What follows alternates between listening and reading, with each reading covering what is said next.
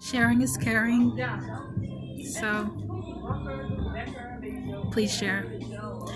Um, the concept is one for the money, two for the show, three to pull me back out of the undertow. This is in one of my songs, and the lyrics now mean, at this point in time, that anything I'm doing right now is to get money together so that I can, two, put on a good show for everybody and illustrate my points, and then three, use these tools, use the story I tell to pull us out of the undertow, which is the mess that we are in. And yes, if it sounds like I'm bullshitting, it's because I just came up with that properly, and I haven't rehearsed it.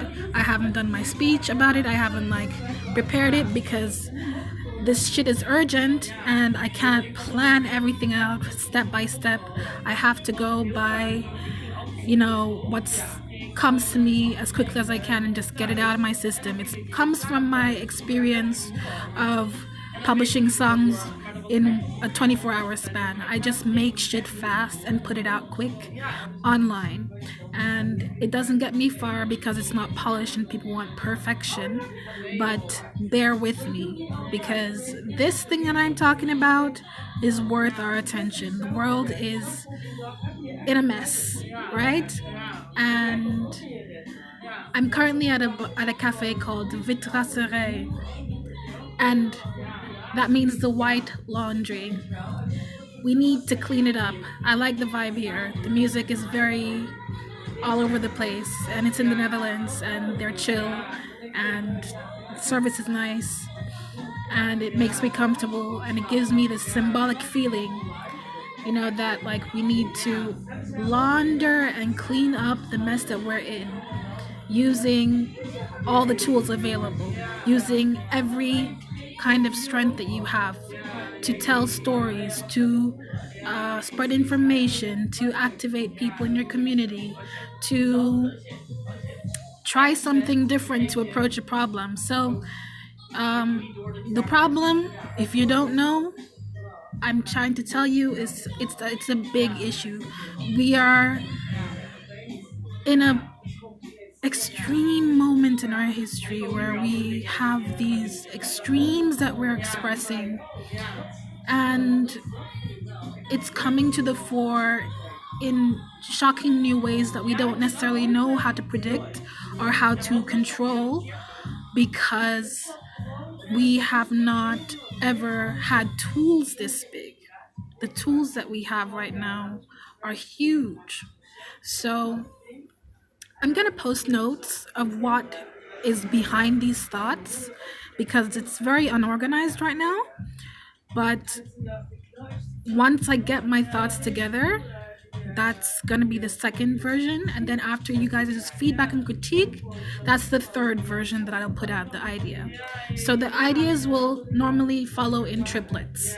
And we are going to create this shit together. Please, God, just listen to me and help me co-create this thing.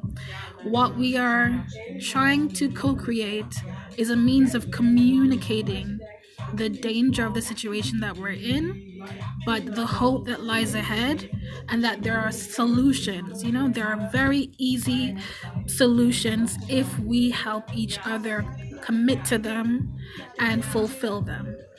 And so I have a lot of stuff to talk about. Read the notes, read my profile. I've been working on trying to tell this story for more than a year. A lot of great things coming up.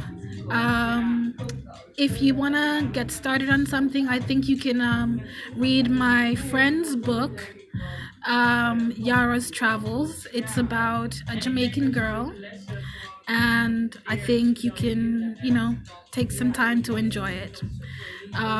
It's the first expression of the series of ideas I want to put out, and things, I might edit things later on and make the story better. I believe in giving yourself versions of art. And so the first version, like I said, to repeat um, this craziness that I'm trying to express, the first step is harried. It's just a sketch. It's your first draft. You're putting it out as a demo of what is to come next. So this is your YouTube self. If you want to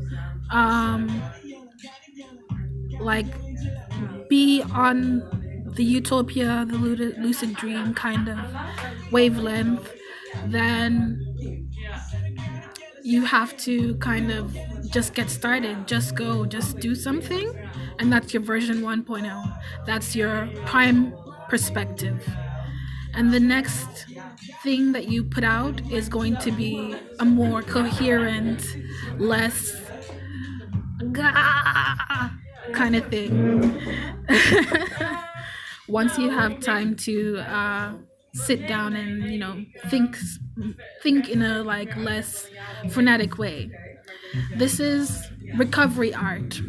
This is art that shows that we are not fully wholes. We are extremes trying to rewrite ourselves and rebalance ourselves. We have been exposed to very bright lights, and our eyes now need to refocus on a way to thrive in a world that is not necessarily the way that we're used to, but a world that is possible to survive in and be happy in.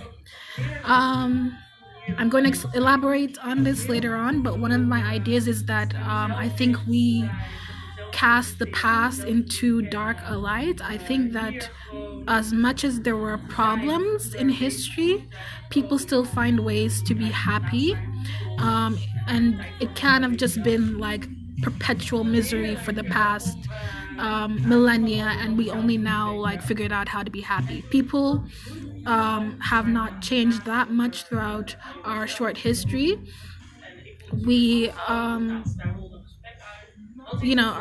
pretty much good at finding happiness, and if animals can do it, then so can we. If animals can find contentment in their environment, then so can we. It's not an unnatural thing, so we just have to figure out a way to adjust to the new reality that we need to face, as well as